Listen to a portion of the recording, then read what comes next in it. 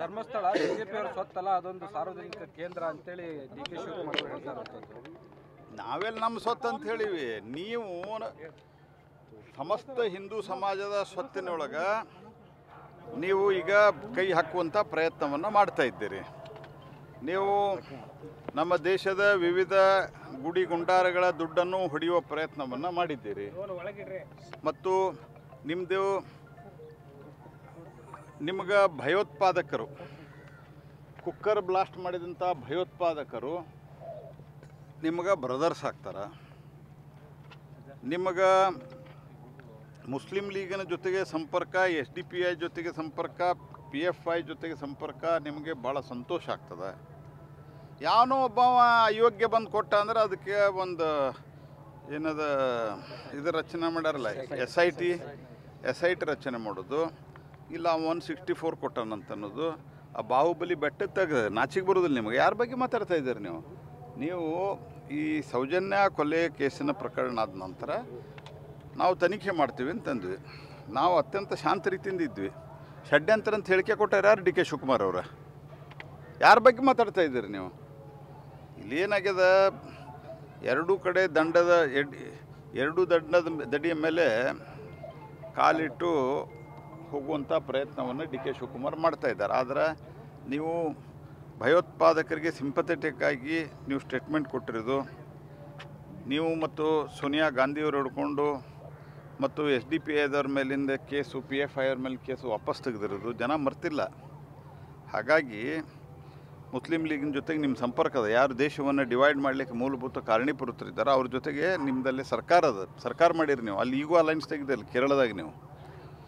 ಹಾಗಾಗಿ ಡಿ.ಕೆ. ಶಿವಕುಮಾರ್ ಅವರು ನಾವು ಅದನ್ನು ನಮ್ಮ ಸ್ವತ್ತು ಅಂತ ಹೇಳಿಲ್ಲ. ನಾವು ಹೇಳಿದ್ದು ತೀರಾ ಅತಿರೇಕಕ್ಕೆ ಹೋದಾಗ ನಾವು ಅದನ್ನು ರಿಯಾಕ್ಟ್ ಮಾಡಿದ್ವಿ. ಅದು ಯಾಕೆ ರಿಯಾಕ್ಟ್ ಮಾಡಿದ್ವಿ ಅಂತಂದ್ರೆ, ಯಾರು ಕೇಳೋರಿಲ್ಲ ಅಂತ ಅನ್ನೋ ಸ್ಥಿತಿಯನ್ನು ತೊಗೊಂಬಂದು ಅಲ್ಲಿ ಬಾಹುಬಲಿ ಬೆಟ್ಟ, ನಾನು ಹೇಳ್ತೇನೆ, ಯಾವುದೋ ನಾಳೆ ಇನ್ನೊಂದು ದರ್ಗಾದಾಗೋ ಮತ್ತೊಂದು ನಾವು ಹೋಗೋದು ಬಂದೀವಿ ಅಂತ ಇನ್ನೊಬ್ಬ ಅವನೋ ಬಂದು 164 ಸ್ಟೇಟ್ಮೆಂಟ್ ಕೊಡ್ತಾನೆ. ಹೋಗಿ ದರ್ಗಾದ ಇದು ಆಗಿಸ್ತೀರಿ ನೀವು. ಆ ಇದರ ಬ್ಲಾಸ್ಟ್ ಆದಾಗ, ರಾಮೇಶ್ವರ ಕೆಫೆ ಬ್ಲಾಸ್ಟ್ ಆದಾಗ ಆವಾಗೂ ಅದು ಭಯೋತ್ಪಾದನಾ ಕೃತ್ಯ ಅಲ್ಲ ಅನ್ನೋ ರೀತಿಯಲ್ಲಿ ಮಾತಾಡಿದ್ರಿ ನೀವು, ನಿಮ್ಮ ಪರಮೇಶ್ವರ್ ಸಾಹೇಬರು ಎಲ್ಲರೂ ಸೇರಿಕೊಂಡು. ಈಗ ಯಾವನೊಬ್ಬ ಹೇಳಿಕೆ ಕೊಟ್ಟ ಏನು ಬೇಕಾದ್ ನಡೆಸೋದು ನೀವು. ಮತ್ತು ಆ ಇಡೀ ಕ್ಷೇತ್ರದ ಬಗ್ಗೆ ಅತ್ಯಂತ ಅಸಭ್ಯವಾಗಿ ಮಾತಾಡಿದ್ರಲ್ಲ. ಯಾಕೆ ಮತ್ತು ನಮ್ದಲ್ಲಪ್ಪ, ನಾವೆಲ್ಲ ನಮ್ದು ಅಂತ ಹೇಳಿ ಆಯ್ತು ನಿಮ್ಮದು ಅಂತ ತಿಳ್ಕೊರಿ ನೀವು. ಅತ್ಯಂತ ಕೆಟ್ಟದಾಗಿ ಧರ್ಮಸ್ಥಳದ ಬಗ್ಗೆ ಮಾತನಾಡಿದಾರಲ್ಲ, ಯಾಕೆ ಕ್ರಮ ತೆಗೆದುಕೊಂಡಿಲ್ಲ?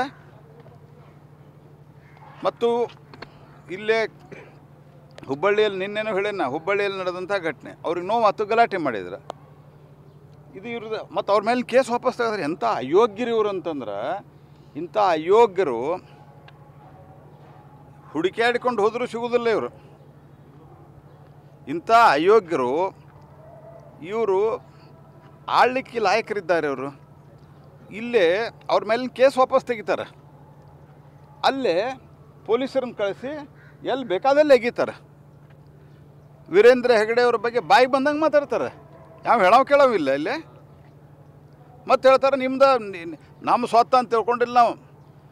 ಹಿಂದೂ ಸಮಾಜ ಇಡೀ ಜಗತ್ತಿಗೆ ಸರ್ವೇ ಜನ ಸುಖಿನೋ ಭವಂತು ಅಂತ ಹೇಳಿದಂಥ ಯಾವುದಾದ್ರೂ ಒಂದು ಸಂಸ್ಕೃತಿ ಇದ್ದರೆ ಅದು ಹಿಂದೂ ಸಂಸ್ಕೃತಿ. ಅಹಿಂಸಾ ಪರಮೋ ಧರ್ಮ ಅಂತ ಹೇಳಿದ್ದು ಯಾವುದಾದ್ರೂ ಸಂಸ್ಕೃತಿ ಇದೆ, ಜೈನ್ ಸಂಸ್ಕೃತಿ. ನೀವು ಅದು ಬಿಟ್ಟು ಬಾಯಿಗೆ ಬಂದಾಗ ಮಾತಾಡಿದ್ರೆ ನಡೆಯೋದಿಲ್ಲ. ದೇಶದೊಳಗೆ ಹಿಂದೂ ಜಾಗೃತಿ ಆಗಿದೆ. ಈ ಐಡಿಯಾಲಜಿಯನ್ನು ಜನ ಒಪ್ಪಿದ್ದಾರೆ. ಅದಕ್ಕೆ ಅನೇಕ ಭಾಗಗಳಲ್ಲಿ ಮತ್ತು ದೇಶದಲ್ಲಿ BJP ಸರ್ಕಾರ 3 ಸರತೆಯಿಂದ ಅಧಿಕಾರ ಬಂದದ. ಅಲ್ಲ, ಗ್ಯಾಸ್ ಸ್ಫೋಟ ಇತ್ತೀಚೆಗೆ ಭಾಳ ಆಗಿಲ್ಲ. 2 ಕೇಸ್ಗಳಾಗಿದ್ದಾವೆ. 2 ಕೇಸ್ಗಳಲ್ಲಿ ತನಿಖೆ ನಡೀತಾ ಇದೆ. ಮತ್ತು ಅದರ ಬಗ್ಗೆ ನಮಗೆ ಒಂದು ಕೇಸು ಆಗಬಾರ್ದು ಅಂತನ್ನುವಂಥ ನಂಬಿಕೆಯಿಂದನೇ ನಾವು ಉಜ್ವಲದ ಯಾವಾಗ ಶುರು ಮಾಡಿದ್ವಿ, ಅವ್ರಿಗೆ ಜನರಿಗೆ ಟ್ರೈನಿಂಗ್ ಕೊಡೋದು ನಾವು ಕೆಲಸವನ್ನು ಅದಕ್ಕೊಂದು ಮಾಡಿದ್ದೀವಿ, ಯಾವ ರೀತಿ ಉಪಯೋಗ ಮಾಡ್ಬೇಕಂತ. ಅಷ್ಟಾಗಿ ಏನಾದರೂ ಟೆಕ್ನಿಕಲ್ ಕಾರಣದಿಂದಾಗಿದ್ದರೆ ಅದ್ರ ವೆರಿಫಿಕೇಷನ್ ಮಾಡಿ ಅದು ಮುಂದೆ ಪುನರಾವರ್ತನೆ ಆಗಲಾರಂಥ ಕ್ರಮ ತೆಗೆದುಕೊಳ್ತೀವಿ. ಮತ್ತು ಅಲ್ಲಿ ಯಾರಿಗೆ ತೊಂದರೆ ಆಗ್ಯದ, ಯಾರು ಇತ್ತೀಚೆಗೆ ಒಂದು ಘಟನೆಯೊಳಗೆ ಕೆಲವರು ಒಬ್ಬರು ನಿಧನರಾಗಿದ್ದಾರೆ. ಅವರಿಗೆ ಪರಿಹಾರ ಕೊಡಿಸ್ಲಿಕ್ಕೆ ನಾನು ಆಲ್ರೆಡಿ ಕ್ರಮ ನಿನ್ನೆ ಪ್ರಧಾನಿಯವರು RSS ಬಗ್ಗೆ ಒಂದು ಒಳ್ಳೆಯ ಅಭಿಪ್ರಾಯಗಳನ್ನು ವ್ಯಕ್ತಪಡಿಸಿದ್ದಾರೆ. ಅದಕ್ಕೆ ಕಾಂಗ್ರೆಸ್ನವರು ವಿರೋಧ ಪಡಿಸ್ತಾ ಇದ್ದಾರೆ. ಸ್ವಾತಂತ್ರ್ಯ ಹೋರಾಟದಲ್ಲಿ ಒಬ್ಬರಾದರೂ RSS ಅವರು ಏನಾದರೂ ಇದ್ರ ನೋಡ್ರಿ, ಎರಡು ಸಂಗತಿ. ಒಂದನೇದ್ದು, ಅವರಿಗೆ ಇತಿಹಾಸ ಗೊತ್ತಿಲ್ಲ. ಡಾಕ್ಟರ್ ಕೇಶವ್ ಬಲರಾಮ್ ಹೆಡ್ಗೇವಾರ್ ಅವರು ಸಂಘದ ಸಂಸ್ಥಾಪಕರು. ಅವರು ಮೂಲತಃ ಕಾಂಗ್ರೆಸ್ಸಿಗರಾಗಿದ್ದರು ಮತ್ತು ಅವರು ಸ್ವತಂತ್ರ ಹೋರಾಟದಲ್ಲಿ ಭಾಗವಹಿಸಿದ್ರು. ಇದು ಒಂದು ಪಾರ್ಟ್. ಎರಡನೇದು, ನೀವೇನು ಸ್ವತಂತ್ರ ಹೋರಾಟದ ಕ್ಲೇಮ್ ಮಾಡ್ತೀರಿ ನಾ ಕಾಂಗ್ರೆಸ್ ಪಾರ್ಟಿಯವ್ರಿಗೆ ಕೇಳೋದು. ನಿಮ್ದು ಇದು ಒರಿಜಿನಲ್ ಕಾಂಗ್ರೆಸ್ ಅಲ್ಲಿದೆ. ನಾ ಹಿಂದೂ ಭಾಳ ಸರ್ತಿ ಹೇಳೀನಿ, ನಮ್ಮದು BJP ಬಂದದ್ದು, ಜನಸಂಘ ಬಂದದ್ದು 1952 ನಂತರ, BJP ಬಂದದ್ದು 1980 ನಂತರ. ನಮ್ದು ಇರಲಿಲ್ಲ. ಆದ್ರೆ ಈ ಹಿನ್ನೆಲೆಯೊಳಗಿದ್ದಂಥವ್ರೆ ಹೆಂಗೆ ನೀವು ನಿಮ್ಮನ್ನು ಕಾಂಗ್ರೆಸ್ ಈ ಹಿನ್ನೆಲೆಯೊಳಗಿದ್ದವರು ಅನೇಕರು, ಶ್ಯಾಮಪ್ರಸಾದ್ ಮುಖರ್ಜಿ ಅವರು ಬಲಿದಾನ ಮಾಡಿದ್ರು ಕಾಶ್ಮೀರಕ್ಕಾಗಿ. ಈ ರೀತಿ ಹಲವಾರು ಸಂಗತಿಗಳು ನಡೆದಿದ್ದಾವೆ ಇತಿಹಾಸದೊಳಗೆ. ನಾನು ಕೇಳೋದು, ನೀವು ಈ ಕಾಂಗ್ರೆಸ್ಸಿನ ಹೋರಾಟ ಮಾಡಿದ್ರಿ ಅಂತ ಹೇಳ್ತಾರಲ್ಲ, ಈ ಕಾಂಗ್ರೆಸ್ದವ್ರು ಅಂದ್ರೆ ನೀವನು ವಲ್ಲಭಾಯ್ ಪಟೇಲ್ರನ್ನ ಯಾವ ರೀತಿ ನಡೆಸ್ಕೊಂಡ್ರಿ ನೀವು? ಸುಭಾಷ್ ಚಂದ್ರ ಬೋಸ್ರನ್ನ ಯಾವ ರೀತಿ ನಡೆಸ್ಕೊಂಡ್ರಿ? ಇವತ್ತು ನೀವು ಮೀಡಿಯಾದವರು, ನಾನು ನಿಮಗೊಂದು ವಿನಂತಿ ಮಾಡ್ತೀನಿ. ಇಡೀ ಕರ್ನಾಟಕದಾಗ ಯೋಜನೆಗಳು ಮತ್ತು ಬೇರೆ ಬೇರೆ ಪ್ರಾಜೆಕ್ಟ್ಗಳದ್ದು, ಬೇರೆ ಬೇರೆ ಸರ್ಕಲ್ಗಳದ್ದು, ಬೇರೆ ಬೇರೆ ಗ್ರೌಂಡ್ಗಳದ್ದು ಯೋಜನೆಗಳು ಎಷ್ಟು?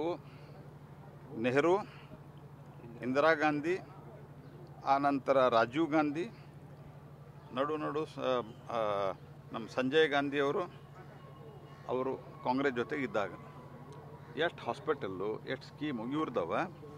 ಈ ದೇಶಕ್ಕೆ ಇವರ 10 ಪಟ್ಟು ತ್ಯಾಗ ಮಾಡಿದಂಥ, ಇಂದಿರಾ ಗಾಂಧಿಗಿಂತ 10 ಪಟ್ಟು ತ್ಯಾಗ ಮಾಡಿದಂಥ ಡಾಕ್ಟರ್ ಬಾಬಾ ಸಾಹೇಬ್ ಅಂಬೇಡ್ಕರ್ ಸ್ಕೀಮ್ ಎಷ್ಟವ, ಆಮೇಲಿಂದ ವಲ್ಲಭಾಯ್ ಪಟೇಲ್ರ ಸ್ಕೀಮ್ ಎಷ್ಟವ, ಸುಭಾಷ್ ಚಂದ್ರ ಬೋಸರ ಮೂರ್ತಿ ನಿಲ್ಲಿಸಿರ್ಲಿಲ್ಲ ಇವರು ದಿಲ್ಲಿ ಒಳಗೆ,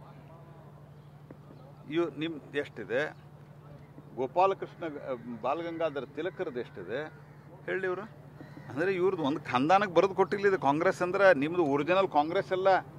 ನೀವು ಈ ಕೂತಂಥವರು ಯಾರ್ದೋ ಹಳೆ ಕಾಂಗ್ರೆಸ್ ಏನದಲ್ಲ, ಹಳೆ ಕಾಂಗ್ರೆಸ್ಸಿನ ಒರಿಜಿನಲ್ ಕಾಂಗ್ರೆಸ್ಸಿನ ಅದರ ಕಬಳಿಸ್ಕೊಂಡು ಕೂತೀರಿ ನೀವು ಒಂದು ರೀತಿ ಹೆಂಗೆ ನುಸುಳುಕೋರು ಇದ್ದಾರಲ್ಲ ಕಾಂಗ್ರೆಸ್ನಾಗ ಈಗಿರುವಂಥ ಎಲ್ಲ ಲೀಡರ್ಸು ಇವರು ನುಸುಳುಕೋರು, ಡುಪ್ಲಿಕೇಟ್ ಇವರು. ನೀವೇನು ಕಾಂಗ್ರೆಸ್ ಇದ್ದರೆ ನೀವು ಲೆಗಸಿ ಕ್ಲೇಮ್ ಮಾಡ್ಲಿಕ್ಕೆ ಅಧಿಕಾರನೇ ಇಲ್ಲ ನಿಮ್ಗೆ. ಅತ್ಯಂತ ಅಯೋಗ್ಯರಿದ್ದೀರಿ ನೀವು. Thank you.